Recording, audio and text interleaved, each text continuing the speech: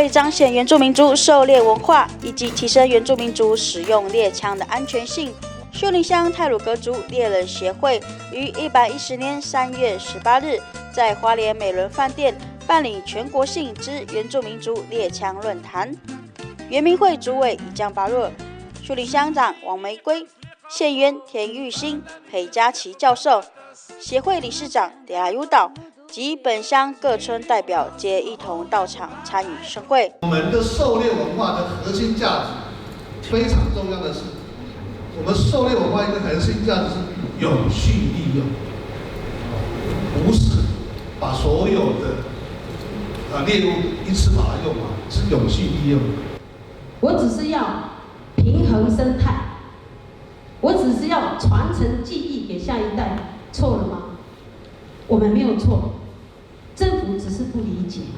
那错误的想法是不是可以大家来讨论？政府可以来正视，所以今天才有今天的论坛。我们内政部的警政署他们从猎人的猎枪使用安全问题他们有正面的态度。狩猎为德鲁古的文化核心，秀林乡必然主动协助保存与推广太鲁阁族的狩猎文化与山林智慧。期待这一连3天的猎枪论坛能够凝聚出兼具安全性又符合法令规范的猎枪，让主管机关与主流社会看见与理解原住民族狩猎文化核心与需求。秀林乡公所美宣组报道。